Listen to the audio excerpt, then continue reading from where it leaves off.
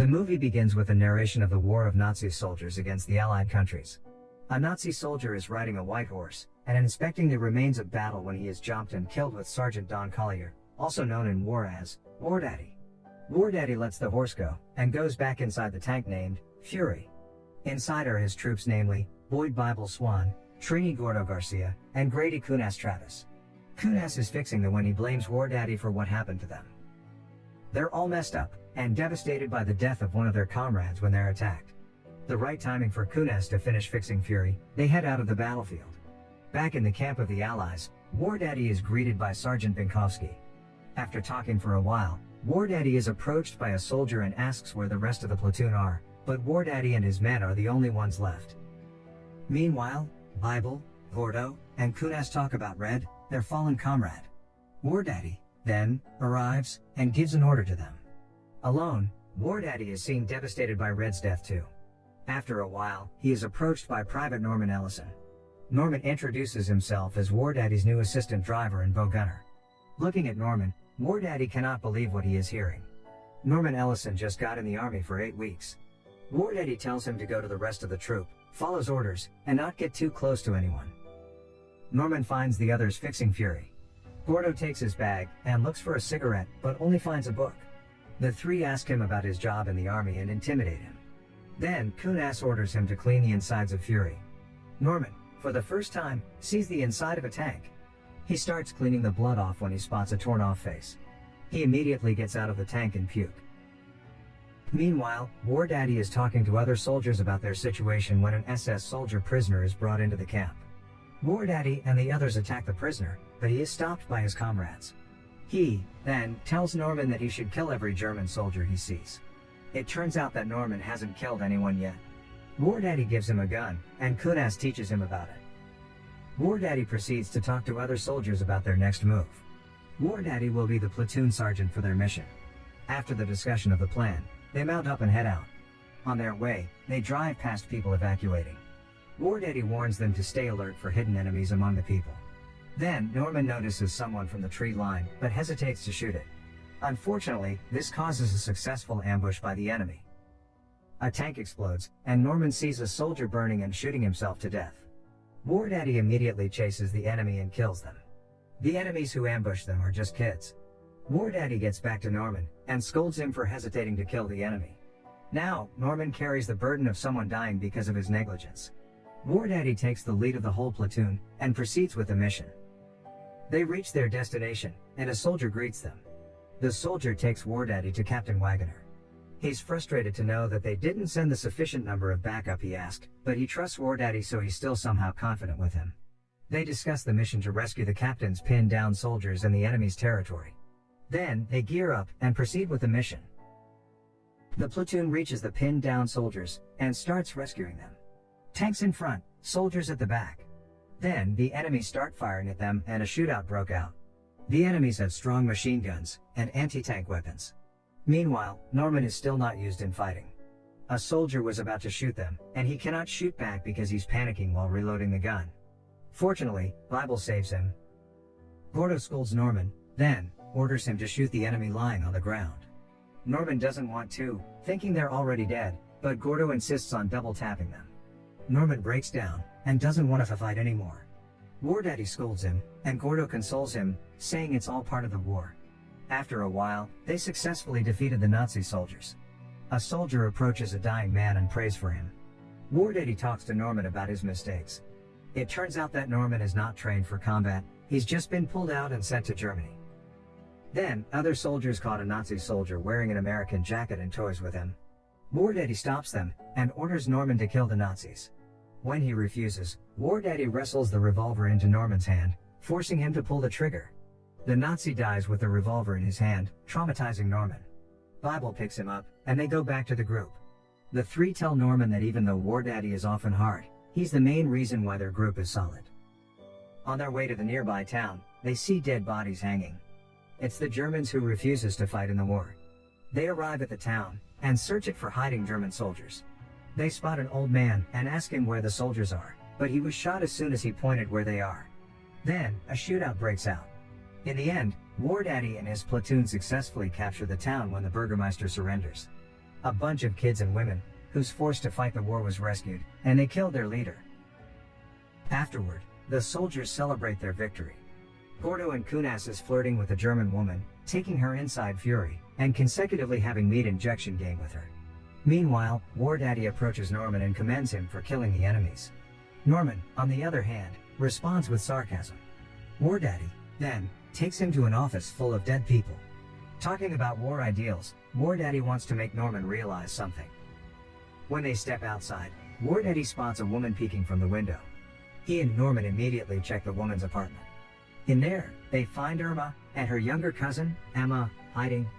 Wardaddy decides to settle there for a while, paying Irma 2 packs of cigarettes for a meal and hot water so he can shave. While the women are preparing the food, they're all surprised, including Wardaddy, to hear Norman plays the piano. Emma walks to him and sings while he's playing. Then, Wardaddy urges Norman to make his way to Emma, and the two go into the bedroom. Irma was about to stop them, but Wardaddy calmly stops her, saying that she should let them enjoy it while they're young. Inside, Emma and Norman share an intimate time. After a while, they're about to eat when Bible, Gordo, and Kunas barge in. They say that a woman is waiting for Norman in the tank, but as soon as they see Emma, they realize what just happened. Then, they, especially Kunas, start bullying Norman and harassing Emma. But Wardaddy stops them. All of them share a meal together when Gordo shares a story. Something is up, and tension is building up among the soldiers. Wardaddy warns them not to spoil his mealtime, but Gordo continues the story about how to kill a horse. To kill a horse, you need to befriend it and gain its trust, and then you kill it. Wardaddy warns him to shut up, but Bible and Kunas back him up. Afterward, Wardaddy sarcastically thanks them for the talk, and slams the table, and spits on Kunas. Gordo apologizes when a soldier arrives, and calls for them. They're ordered to capture and hold onto a crossroad, but this mission is dangerous because they don't know what will they be facing. While preparing to leave, a German shell hits the town, exactly the house of Irma and Emma. Norman rushes to her and Kunas followed him. He finds Emma dead, further traumatizing him, but this fuels his anger for the Nazis. Kunas pushes him back to the tank, but he refuses.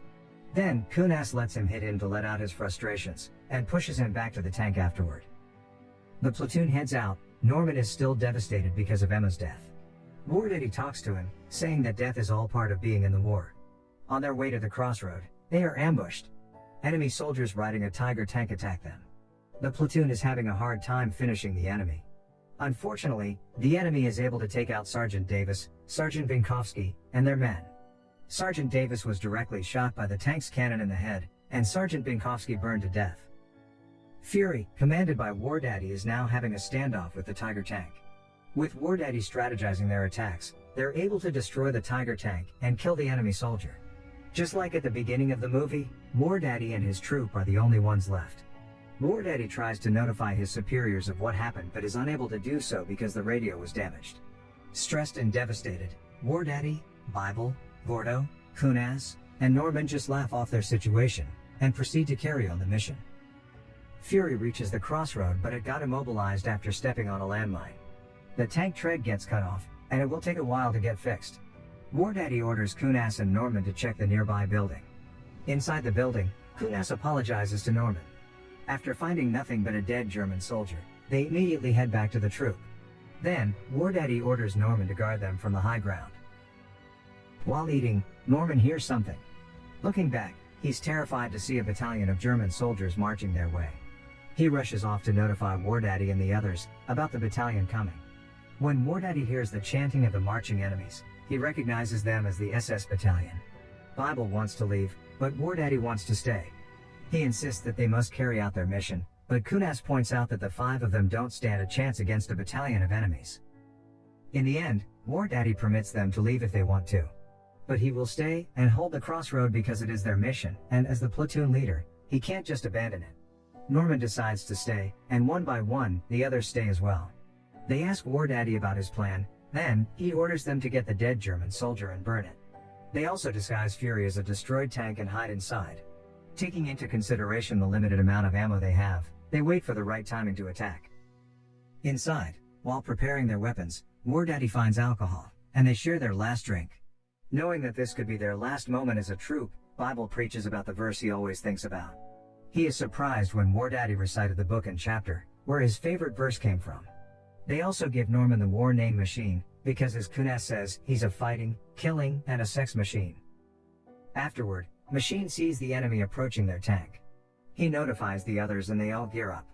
The enemies surround Fury, and when one soldier opens a hatch, Machine shoots him, and the fighting starts. In the battle of a battalion against 5, this is the longest night they ever had. They throw grenades at the enemies, and blow up their tracks. They also blow up the nearby building where numbers of enemy soldiers hide when the shooting breaks out. The German soldiers start shooting back, but with Wardaddy's command, the 5 are looking to be at advantage, killing many enemy soldiers. Unfortunately, they start running out of ammo. Wardaddy plans to get out to get some ammo, and orders Gordo and Machine to cover him. They throw smoke grenades, and the 2 pop out their hatch and cover Wardaddy as he gets the ammo. As soon as he finishes collecting ammo, he orders them to get back inside. He is about to get back inside as well, but enemies manage to climb up the tank. He fights them off, but gets shot in the process. Luckily it's not a fatal wound.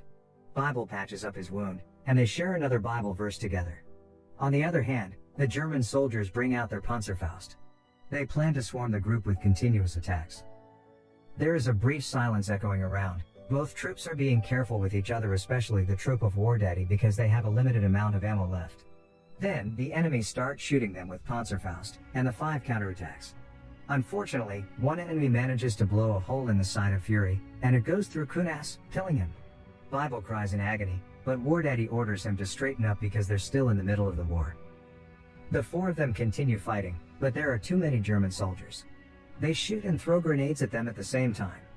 After a while, they finally ran out of ammo. All that's left to them are their hand weapons and Fury's .50 machine gun. On the other hand, the Nazi soldiers know they're running out of bullets, and plan to finish them off. Back to Fury, the 4 prepares to get out and a shootout breaks out again.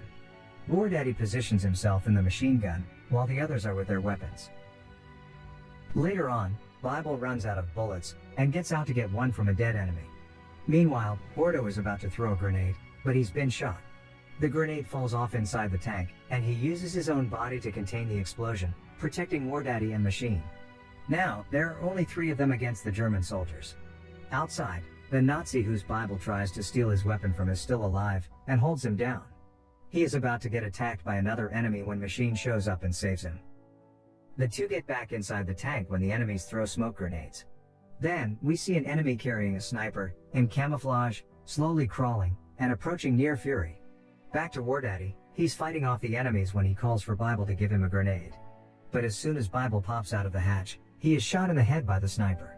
The sniper fires again, and successfully hit Wardaddy this time.